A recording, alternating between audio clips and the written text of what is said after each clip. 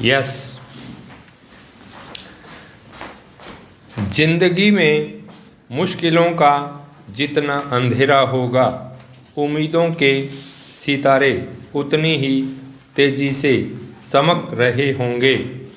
America का 47वां राष्ट्रपति बनने के तत्काल बाद ट्रंप के फैसलों में सबसे अहम रहा पर्यावरण असंतुलन रोकने के दुनिया के 200 देशों के पेरिस समझौते से अमेरिका को निकालना और ऊर्जा इमरजेंसी के तहत जीवाश्म ऊर्जा को रफ्तार देना।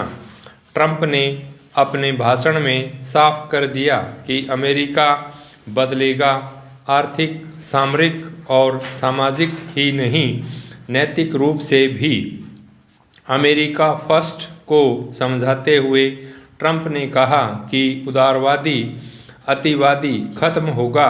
संप्रभु राज्य के रूप में अमेरिका अपना भविष्य तय करे, लेकिन ट्रंप यह न भूले कि दुनिया की कुल जीडीपी का 1/3 सृजित करने वाला शक्तिशाली मुल्क अनायास ही नहीं बनता। अमेरिका इसलिए बड़ा नहीं है कि उसके पास हथियार ज़्यादा हैं, बल्कि इसलिए कि दुनिया में जब भी संकट आता है तो समाधान खोजने में अग्रणी रहता है। विश्व में तकनीकी ज्ञान की गंगोत्री इसी देश से बहती है, क्योंकि शोध की सुविधा हर वैज्ञानिक को मिलती है, फिर वह दुनिया में कहीं का नागरिक हो। ट्रंप का ऊर्जा इमरजेंसी लगाना विश्व में पर्यावरण संकट बढ़ाएगा। प्रदूषण दुनिया को निगलने जा रहा है।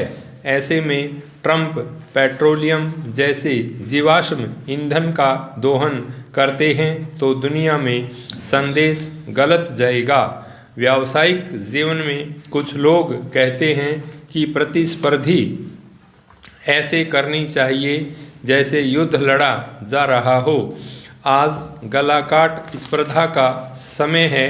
जिस लक्ष्य को आप पाना चाहते हैं, आप ही की तरह या आपसे अधिक योग्य लोग भी उस लक्ष्य की ओर दौड़ रहे हैं, तो युद्ध जैसा माहौल होना ही है। अब घरों में भी ऐसा होने लगा है। घर के सदस्य आपस में ही प्रतिस्पर्धा करने लगते हैं। चूँकि लोग बाहर की दुनिया से युद्ध सीख लेते हैं, तो युद्ध के तौर तरीके घर में अपनाने लगते हैं। घर में झगड़ा तो हो सकता है, पर युद्ध नहीं होना चाहिए। श्री राम को जब विश्वामित्र जी ने कहा कि सीता स्वयंवर में धनुष तोड़ने के लिए अब राम तुम उठो, तो ऐसा लिखा गया है। सहज स्वभाव से राम खड़े हुए, यह तो सहज स्वभाव है। ये ऐसी जीवन शैली है जिसे घर में अपनाएं तो हम एक बात समझ जाएंगे, अपनापन क्या होता है। एक छत के नीचे रहने वालों में करुणा, प्रेम, सहानुभूति, ये मूल्यों की तरह उतरना चाहिए। घर में छोटे मोटे झगड़े तो रुकेंगे नहीं, पर युद्ध ज़रूर रोका जा सकता है। आम आदमी तो जाने कब से बंट चुका है खांचों में। उसकी रातें लंबी हैं, सांसें सिकुड़ रही हैं, जैसे कोई होली में अभ्रक छिड़क रहा हो। ये सर्दियां हैं, सूखे पत्ते आवाज़ की नकलें करते रहते हैं। इस बीच एक बुलंद आवाज़ आई है सुप्रीम कोर्ट के एक जज की तरफ से। आवाज़ दबंग भी, आक्रामक भी, बेखौफ भी। आवाज़ क्या एक चुभता हुआ सवाल है कि जेल में रहकर किसी को चुनाव लड़ने की इजाज़त क्यों होनी चाहिए।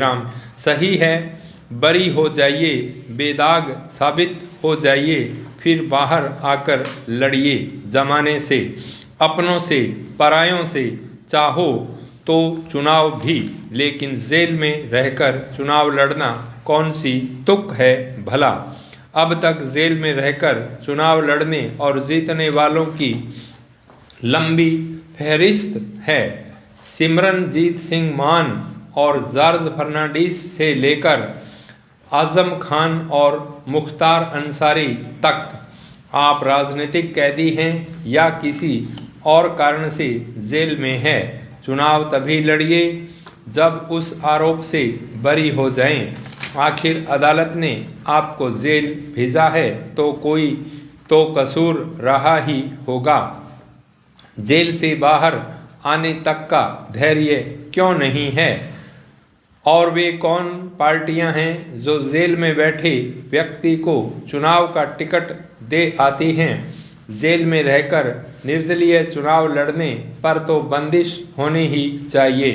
राजनीतिक दलों को भी सख्त हिदायत मिलनी चाहिए कि वे जेल में रह रहे किसी व्यक्ति को टिकट न दें।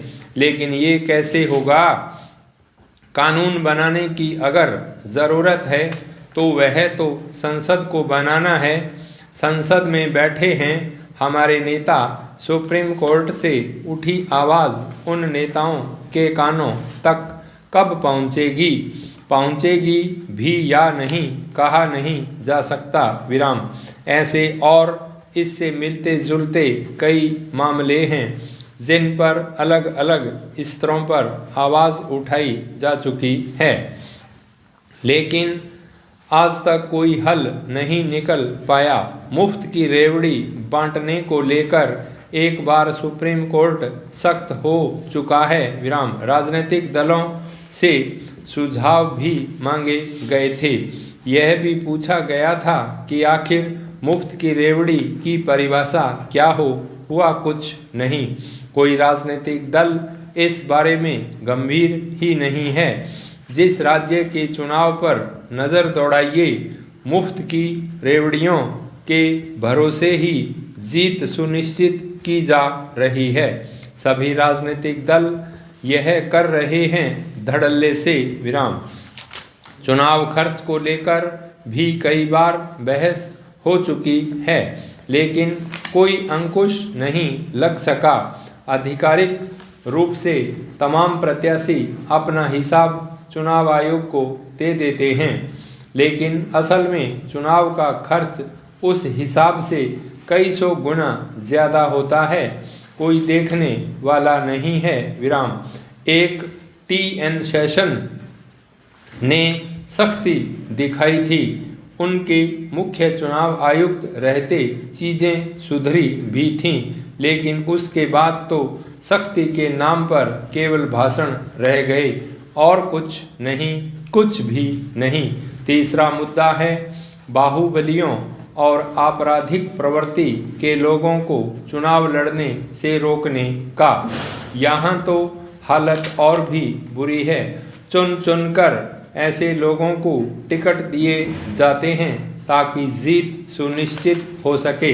विराम। कुछ दबंग तो निर्दलीय भी जीत जाते हैं। वे मतदाताओं को डरा धमकाकर उनके वोट हासिल कर लेते हैं। विराम। एक बार मध्य प्रदेश में एक निर्दलीय प्रत्याशी का चुनाव चिन्ह हाथी था। उसने चुनाव प्रचार के दौरान नारा दिया था, मोहर लगाओ हाथी पर वरना गोली खाओ छाती पर, और लाश मिलेगी घाटी पर। हैरत की बात है कि वो चुनाव जीत भी गया था। स्टॉप।